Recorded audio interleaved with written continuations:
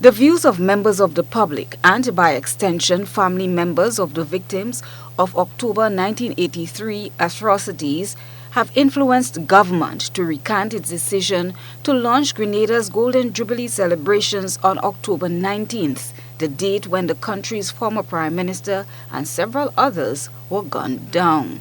The announcement came Wednesday during a press briefing hosted by the National Organizing Committee and the National Celebrations Committee.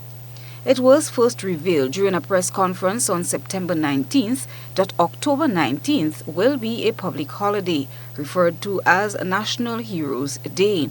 Dr. Wendy Crawford, chairperson for the National Organizing Committee, revealed the new date at Tuesday's press briefing.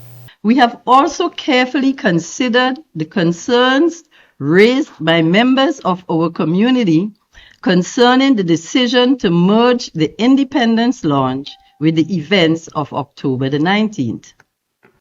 We took their recommendations to the Prime Minister and his cabinet, who, in a demonstration of leadership, wisdom, and a commitment to fostering national unity, have agreed to separate the two events. Consequently, they have directed the NOC to reschedule the launch of the Independence Day activities to October the 31st, allowing the event planned for October the 19th to receive the national attention it rightly deserves.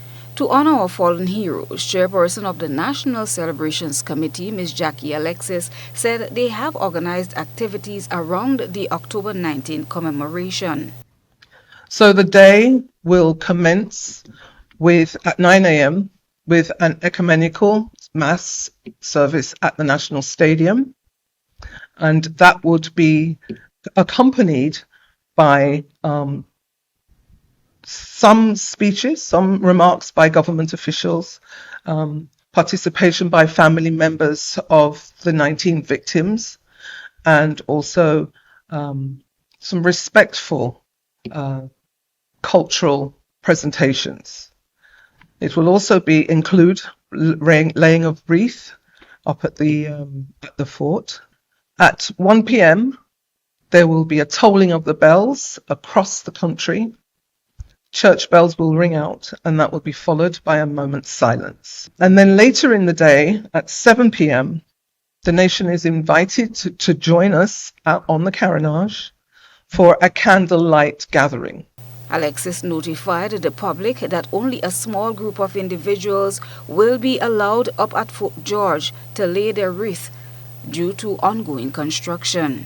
In addition to specific activities outlined by the NCC chair, Orlando Romaine provided insight into other plans for this year, which includes public consultations. This year, we will also start the process of consultations for establishing or deciding upon persons who will be named national heroes. It will be an open consultative process, so every Grenadian will have the opportunity to weigh in on that conversation as we decide on the persons who will be named national heroes.